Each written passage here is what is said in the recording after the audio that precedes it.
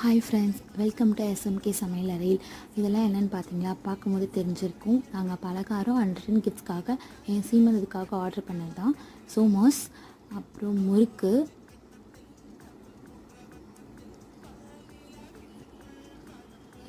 பொலங்கா உருண்டை, உங்களுக்கு தெரியும்னு நினைக்கிறேன். பொலங்கா உருண்டை சீமந்தில் கண்டிப்பாக வைப்பாங்க.